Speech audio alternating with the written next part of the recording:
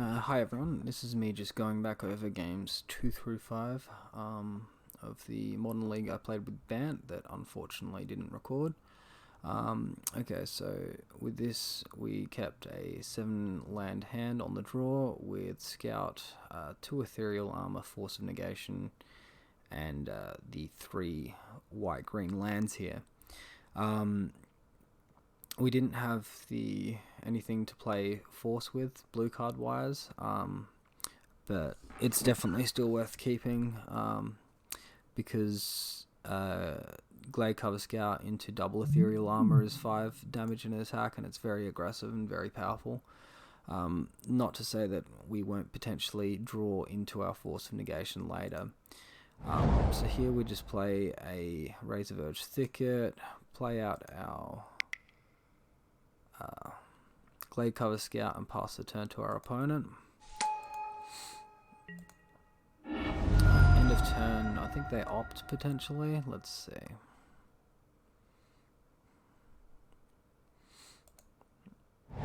It's so irritating clicking this button here. Okay, they just fetch a tapped land.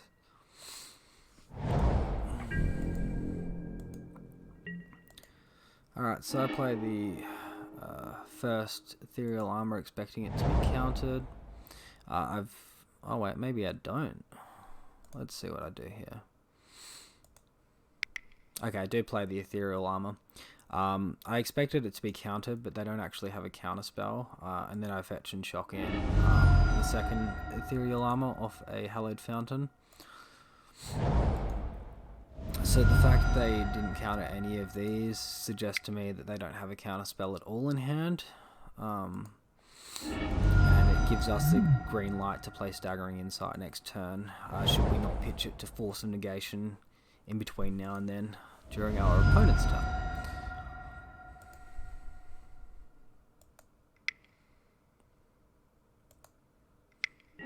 Okay, so, sorry, they did have a counter spell for the Ethereal Armor. So this was an Esper control deck, and in my opinion we do actually get quite lucky to win this game. Yeah, drop my land down. We've now drawn an extra blue card to pitch to Force of Negation, so I'm happier about playing out Staggering Insight.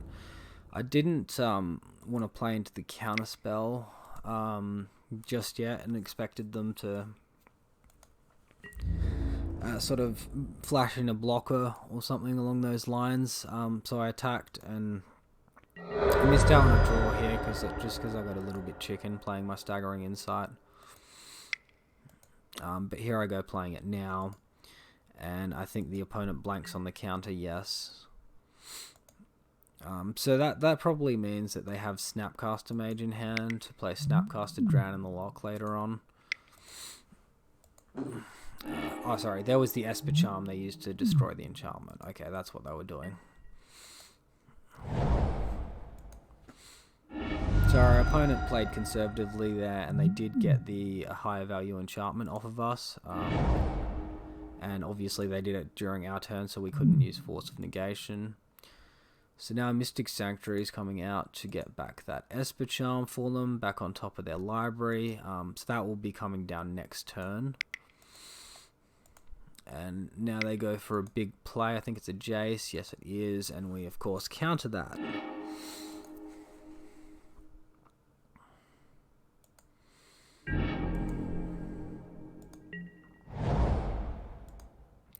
So we fetch out an island here and cycle our Horizon Canopy. I was in the think tank a little bit here. No, I wasn't. That was a different game. Never mind. I had a difficult decision with which land to cycle off of, depending on whether or not I drew Daybreak Coroner or another card. I think I had a Breeding Pool in hand. So we just drop this. We attack for 4, and now we've got Totem Armor protection for next turn. I'm definitely feeling a little bit happier about this game at the moment, but we're not out of the woods yet. I think they used Teferi here. Yeah, here comes Teferi.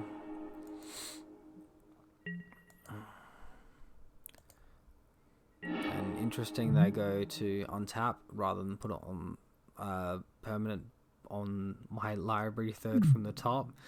They could have cut down the damage on ethereal armor quite significantly there. So we drop a horizon canopy.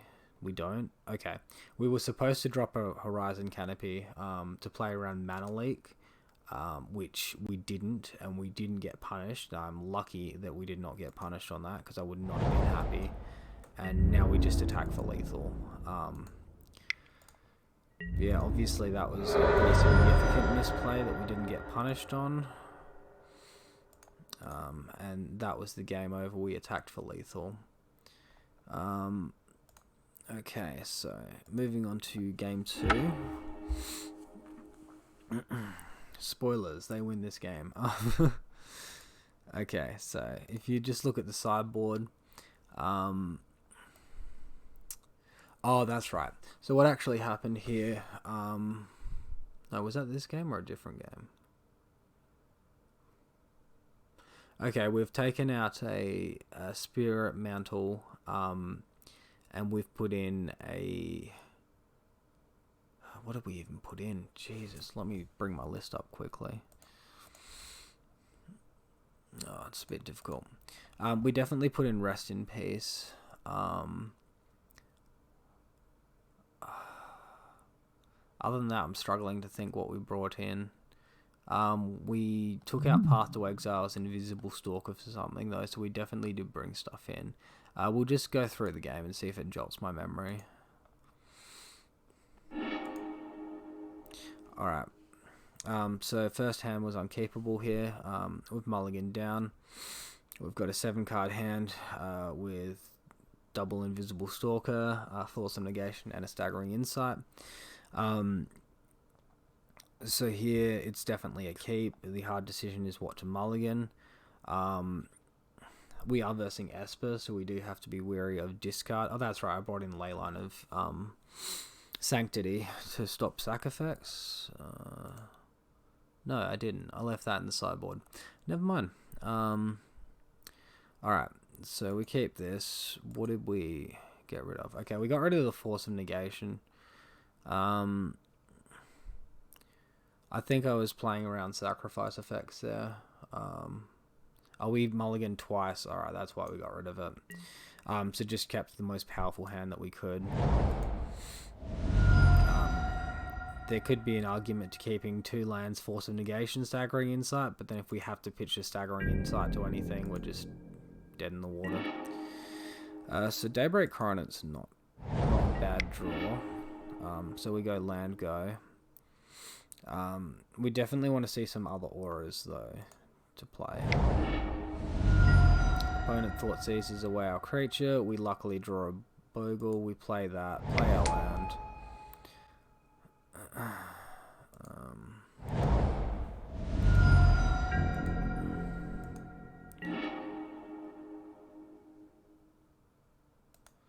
So now we go to cast the Staggering Insight here after drawing a Grispin for the turn, and I'm pretty sure this gets countered. No, it resolves. Attacking here, I could be attacking into a Snapcaster Mage, a Vendilion Clique, a Brazen Borrower, so I think I choose not to attack. Yeah, so I was going to attack and then I rethought and didn't and passed it, and I'm going to look to play this next turn.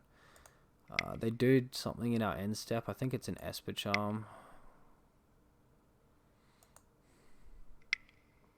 Kaya's Guile, sorry. So yeah, makes us sack a creature, gives them a 1/1. That puts us pretty far behind, having 2 creatures removed this game. There's a Jace.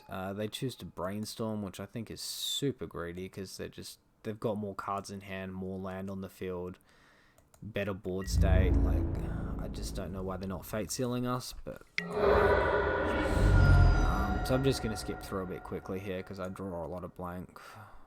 Okay, I just conceded because yeah, I didn't think we were beating that.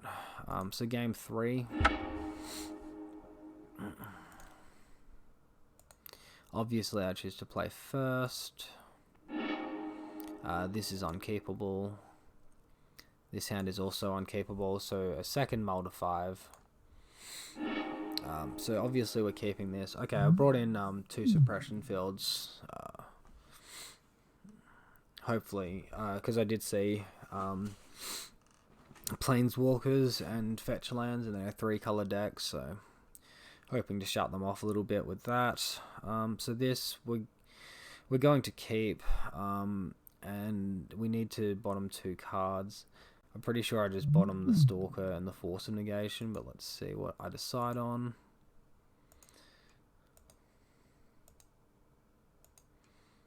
Yep. Okay, so just keeping our most threat-dense hand there, rather than trying to counter something and going even further behind on card advantage.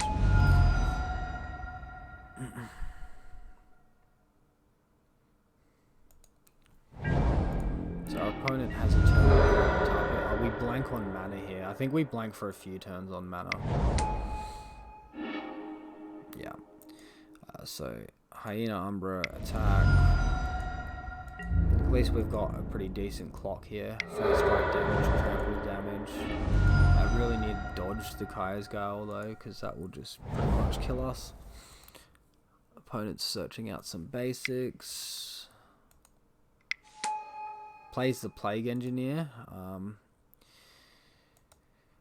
which could have got us, but it didn't because we had the toughness of Hyena Umbra. We finally draw our second land, but we can't play Daybreak still, so we need to run out this suppression field. We don't have Ethereal Armor out, so we can just run it out second main, and they can't block because we have first strike and trample. Okay, I ran it out pre-combat. Oh, that was a bit loose, but I don't think it was... I should have ran that second main. They wouldn't have changed their blocking decision anyway, but good habits are good habits.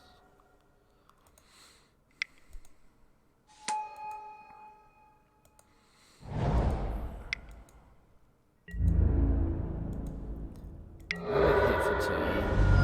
Draw a Rancor. Obviously play the Rancor.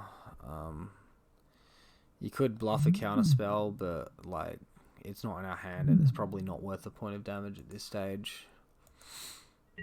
So we get to attack for 5 again. A second Plague Engineer would be really bad for us again. But other than that, we've got them down to 4. They're nearly dead. And they so far haven't made us sacrifice anything, which is remarkable. The reason I didn't bring in Leyline of Sanctity, by the way, is Kaya's Gale does not target me. It's each opponent sacks a creature, so Leyline of Sanctity will do nothing in that case. Alright, so we drop the Ethereal Armor. Attack. We don't get Cryptic, I don't think. No. Alright, so we just attack in and win. Definitely really lucky there. We were quite far behind. Very lucky to get out with a game. Alright, so that was against our second opponent there. Let me just pull up my little screenshot. Alright, so that was there. So our third match was against this player here.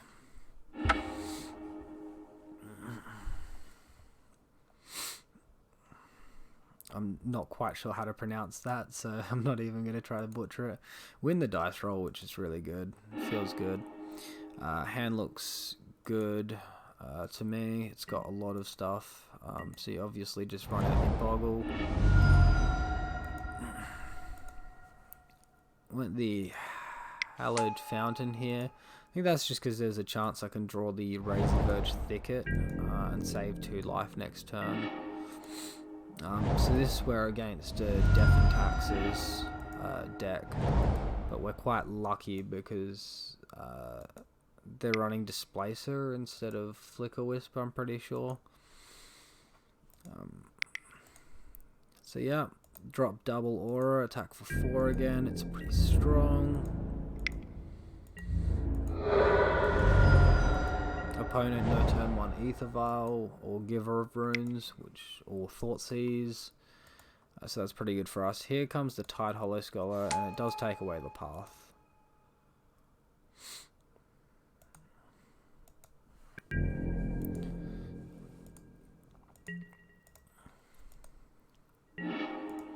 Draw another Waterlogged Grove, so just attack in.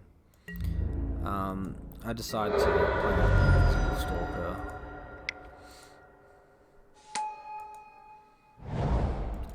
drop the Waterlogged Grove.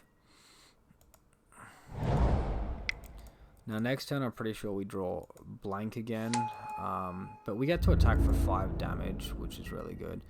And yeah, so what we do is play the Waterlogged Grove, and then we use one Waterlogged Grove to crack the other Waterlogged Grove. Even though it costs us a point of damage, if we draw Daybreak Coronet, we will be able to cast it, and we are able to cast any other aura that we do draw. So here it comes, attacking for 8. Maybe I should have put that on Stalker then, but I've already got auras on Bogle, and this makes it harder for them to block.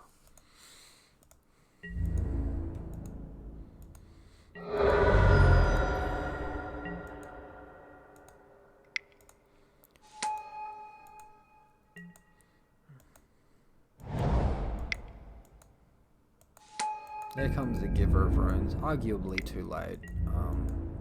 Even if they're blocking something, we can just trample over the top, and we've got the unblockable Stalker. So this just goes down on Invisible Stalker for the win, I'm pretty sure. Yeah, and they just scoop it. So going on to game 2.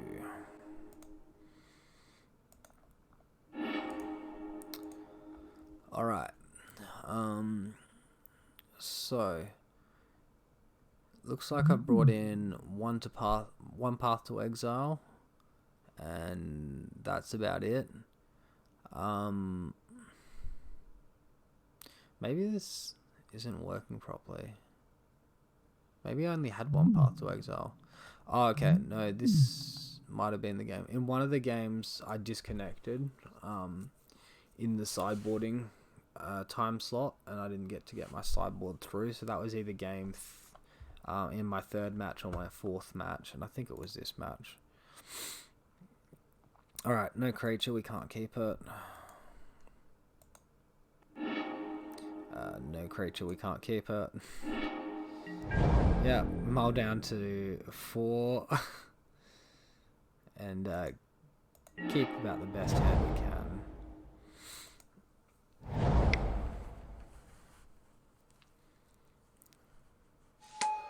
Comes a Displacer. We don't really care about Displacer.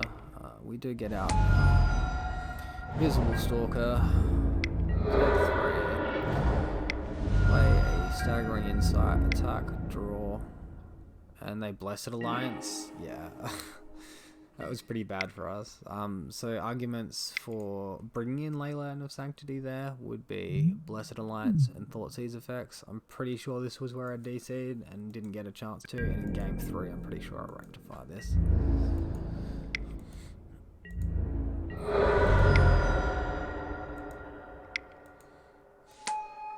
Plague Engineer, naming random creature. I think it's probably better for them to name Human there, just because it's the far more powerful creature. I know there's only 3 of them in their deck, and there's 4 Bogles and 4 Scouts, but I'd be probably going after the most high power one that makes me lose the game rather than mathematically. So here's a few turns of us just drawing blank. We draw blank once more, and I can see. Oh wait, we drew the Stalker. I could have played Stalker into Insight. Wait, no, I couldn't. I didn't have the second blue source to play Staggering Insight. So yeah, lost that game. Going on to game 3.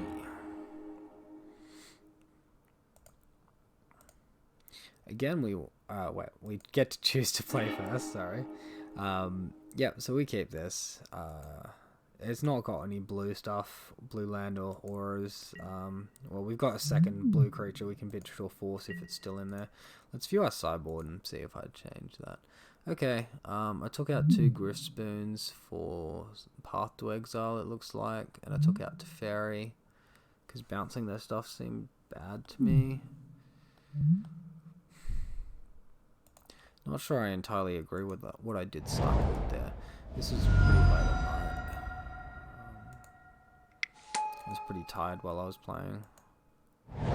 It's also hard to see what I was bringing in, because I can't view the main deck, I don't think. No. So they play Giver. We just jam double aura and attack. And next turn we get to go Daybreak and attack. 15. They miss a land drop, which is really good for us. We attack for 7. I'm pretty sure I run out the Bogle to play around a sacrifice effect. And I think they concede soon? No, they don't. Okay, they do concede. So you definitely want to run this out. We saw Blessed Alliance in game 2, and just being able to attack with 2 creatures gives us the weaker one to sack. We can play Daybreak, obviously, for the extra damage too. So that was game 2. Game 3. So game 4 was here, and it was a loss. 2-0 loss. So we win the dice roll. I remember getting like really unlucky with my hands and having to mull down a heap in these last 2 games, and then getting land flood as well.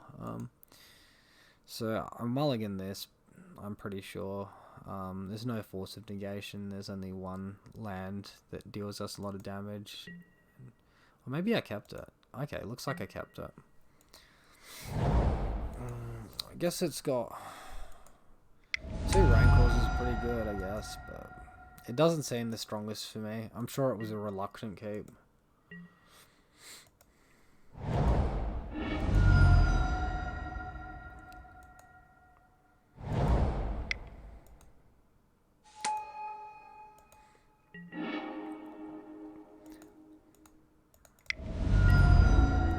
So we attack what we can.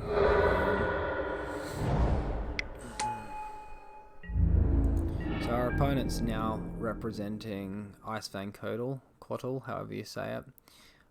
We've missed on land again.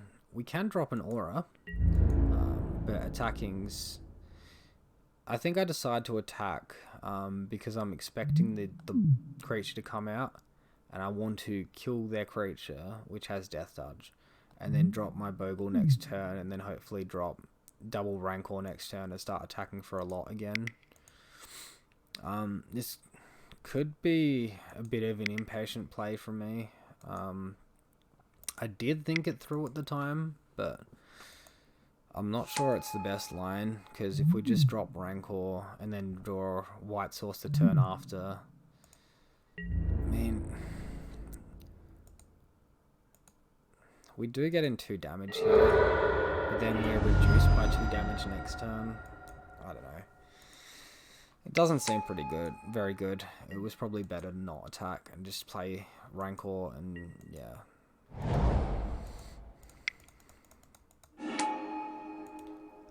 So yeah, they're playing that new Titan that gains life, draws them a card, they can explore, land out.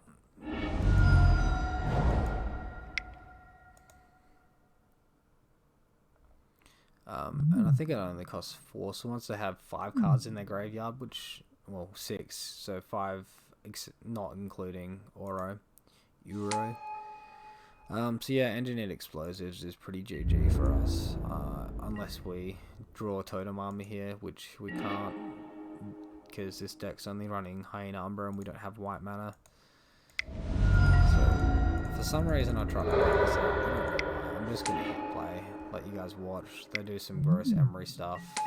They now can resolve this a million times, and we concede.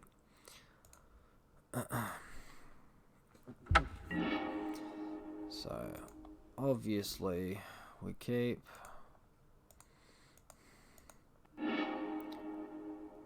I missed that first hand. So this second hand is much the same as game 1. It's, in my opinion, a much higher upside though. Unfortunately, we don't have the trample. I think I keep it, looking to draw that extra land, bottoming 1 creature. Yeah, and I think we get land screwed again, which is pretty unfortunate. Oh, Engineered Explosives on 1, yeah. Turn 1 Engineered Explosives, awesome. So whatever our opponent in this deck is doing is pretty well placed against us. Like, this card's an absolute beating.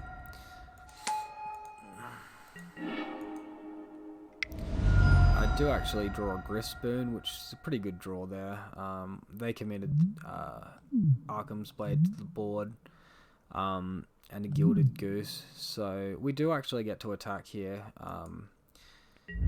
for damage, and actually get to connect with it before this gets popped. I did play the Griffspoon because it will go to the graveyard and we can potentially get it back, where we can't get either of these back from the graveyard. Just card advantage wise, it's a bit smarter. So here we finally hit a land.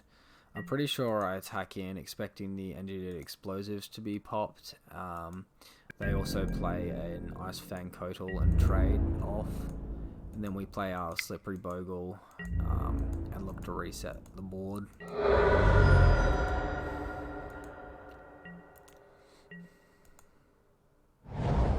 Oh, that's right. They were really patient on the explosives. So it meant that we couldn't reset the board at all. Which is way, way worse for us right now than them just popping it, that being out of the way, and us being able to go ham next turn. I probably should have held... Did I hold that in hand? If I played this before I attacked, that was wrong. But yeah, there comes the Ice Fang Coddle. Draws him a card. It's got its Death Touch stuff. It's not a lot of fun.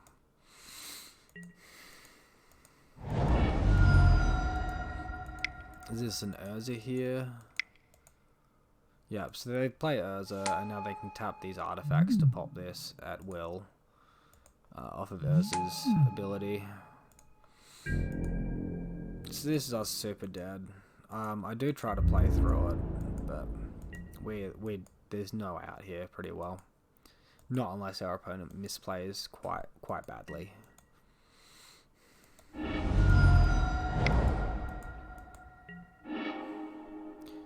Rancor's a good draw, but I think it's a little bit too late.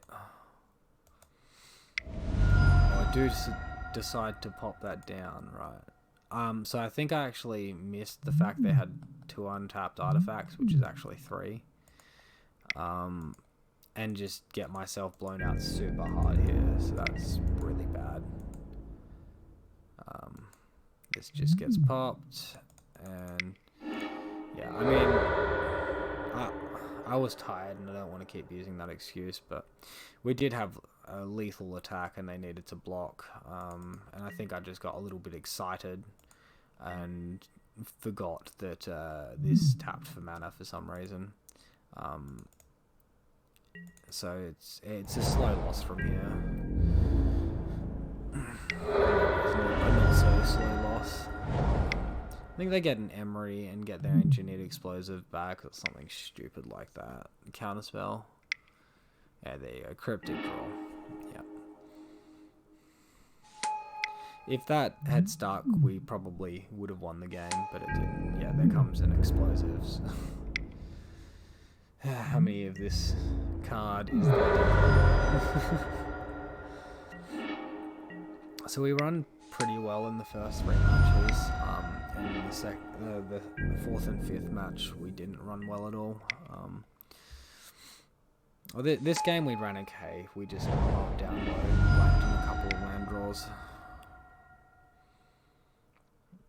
But yeah, they're doing some nonsense here, walking Ballista, and then they can ping me in the face, so I just concede. Alright, so game 3. We verse Dredge again. I actually make a really bad misplay here. It wasn't obvious at the start, but I should have done something, and we'll see if you guys can pick up on what it is. So I can't keep that hand. That wasn't my misplay. Okay, so this is the hand. I keep it. I bottom, I think, Snow Plains, and I lead on Windswept Heath. Yep. So I passed to my opponent. and my opponent does something a little bit funky. So they conflagrate for 0. To which I go, what are they doing? Why are they doing this? What's the point? Like, I know it's dredge, but like, really, this just seems useless. However, its flashback is discard X cards to deal X damage, and that lets them empty their hand of all of their dredging cards while having an Ox to then draw a million cards off of. So I should be using Force of Negation here, because this will actually exile his spell before he can do those antics. And I didn't see the line. I should have. I didn't, but here we are. I just let that resolve. I get my Hallowed Fountain. I feel pretty cheery about myself right now. Yes, wait, got a Bogle now. I can pitch Bogle to Force of Negation instead of Invisible Stalker. This is great. It's not great.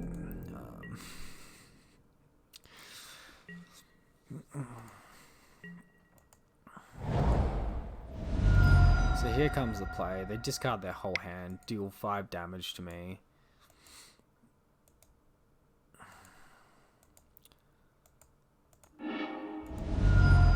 So that gets exiled now from him doing that. They've got 2 Golgari thugs, which dredge 4, and their hand's got 1 card in it, which is the Ox. So this comes to us. Land, play our second Stalker, play a Rancor attack. And our board state's looking pretty weak here right now, because we've only got 4 power on there. It's unblockable, but still, it's nothing compared to what's about to go down here. And we can't interact with it with Force of Negation, by the way. So they wait until their second main to play Shriekhorn. Maybe they don't have the Ox yet. Maybe they mill off Shriekhorn. Oh, it feels... Wait. I think I accidentally clicked through... What? Why would I click through both my attack and equipping Ethereal Armor? So...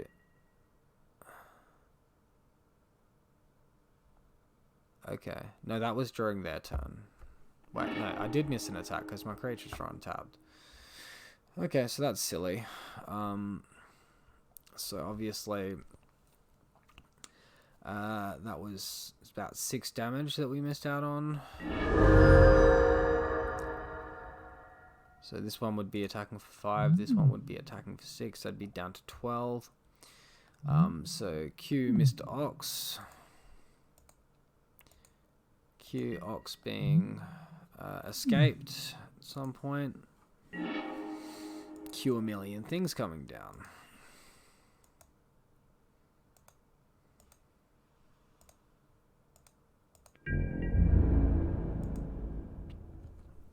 Why am I not playing my Ethereal Armor? What am I doing? Game is end. Okay, client's glitched out there. Their boards actually got like 3 or 4 prized amalgams and a whole bunch of other stuff on it. I'll see if I can replay it just real quick to get through. I won't commentate until it gets to the point, but...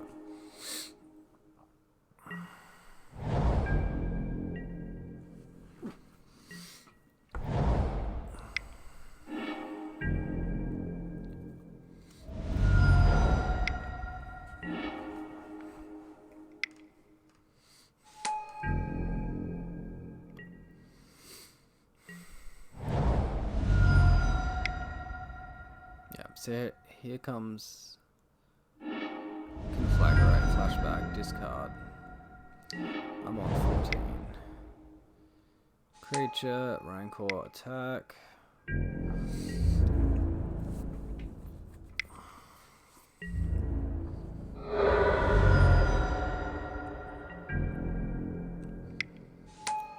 Freak Horn. Okay, so do I actually miss my attack there, or is it doing the same bug?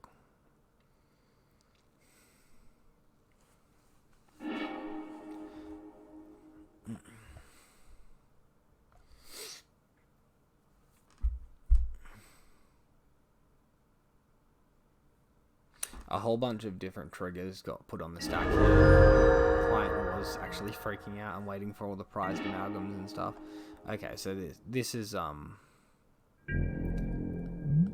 bugs at the moment. This isn't how the replay ended. I'm sorry guys, I can't do much about that.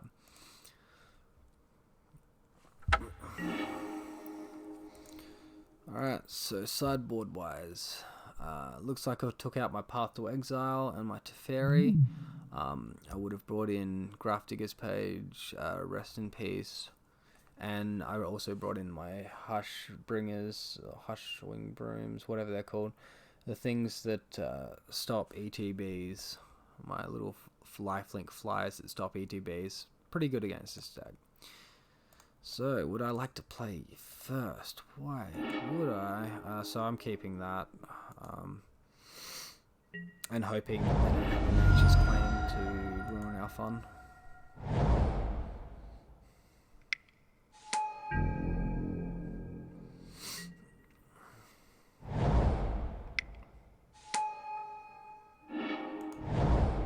So Rancor, good draw.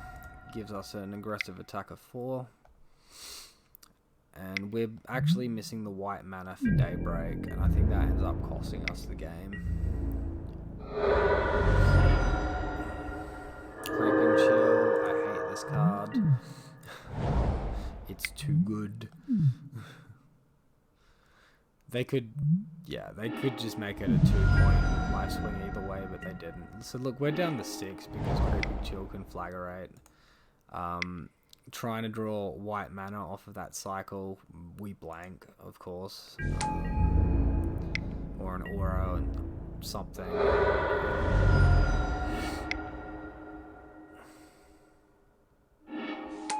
Here comes the Ox. Here comes some ridiculousness. So, one prized amalgam? What? I swear more happened.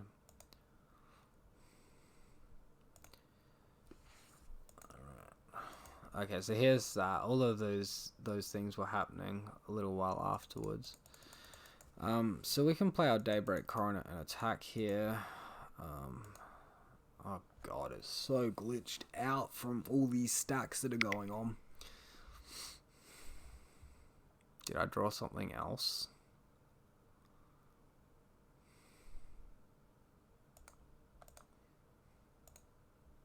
Let's see if I can get it to work.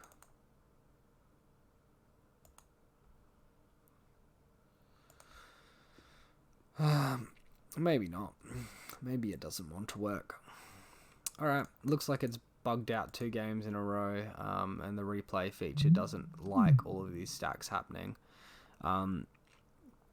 So what happened in this game was I did eventually play Daybreak Coronet. It would have been this turn. I would have attacked. I would have gained some life back. So all of a sudden I'm on 13. They're on 8. I think they hit another Creeping Chill. Swing that life total around by 3 each way, so 6 total. And then they get a big enough board state that we can't attack without losing our 7-5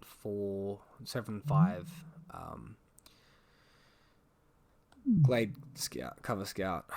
They had all 4 prized amalgams out, so I could have killed the first 2, and then the others would have dealt lethal to me, or maybe it was 3 in the Ox, something like that. But yeah, they went wide. We blanked on auras and got way too many lands. But yeah, that's just what happened.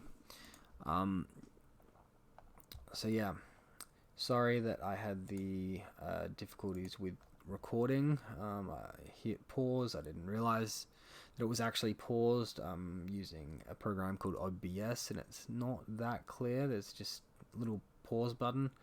I can see a recording time down in the bottom corner, so I'll go off that in future if I do need to pause for anything, so that I don't miss the content like I did this time.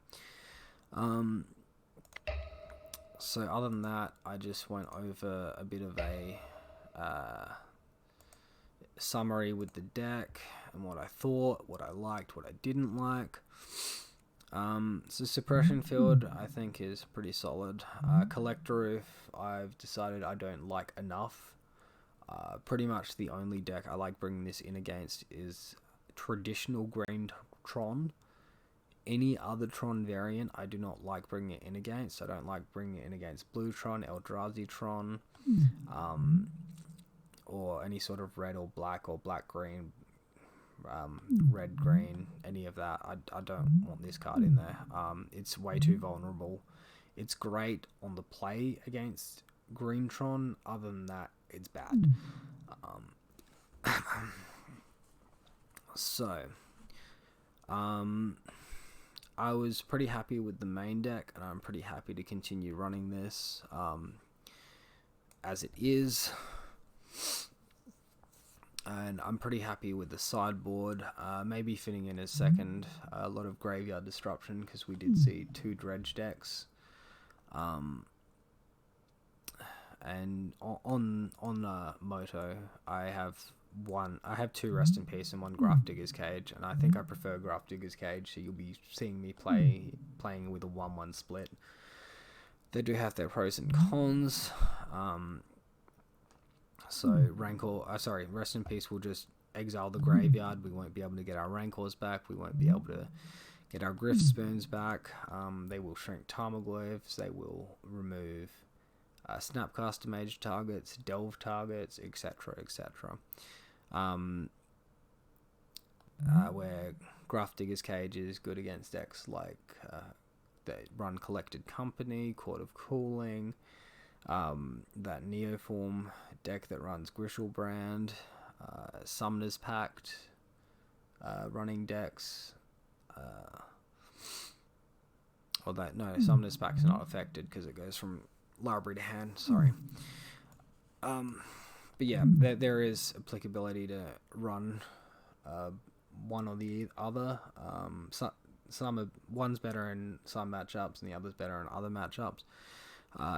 In Grafdigger's Cage, you can't cast spells from your graveyard. You can still activate abilities, which means you can bring Griff Spoon back out if your Grafdigger's Cage is on the field. So I'm going to wrap this one up there. I do have an exciting piece of sideboard interaction that the blue deck can run when looking to deal with the Tron variants. I'll reveal that at the start of my next video and include it in the list as one of. So if you'd like to take any guesses as to what that card is, I'll tell you it costs 3 mana, and that's about all the information you're going to get from me. I think it's a pretty powerful effect, and if you get your mono green and your green blue Tron creature variants becoming quite popular, that's going to be a very, very good card to have in your 75. Alright, so we'll leave that there, guys. Thanks for watching through to the end. Let me know what you thought of the league, my misplays, sideboarding decisions, anything you do different deck construction wise. Unfortunately, sideboard wise, you didn't get to see me change many cards around here, but that was just the nature of me messing up the recording, so I'm sorry about that, and I'll make sure that won't happen in the future. Thanks, and see you next time.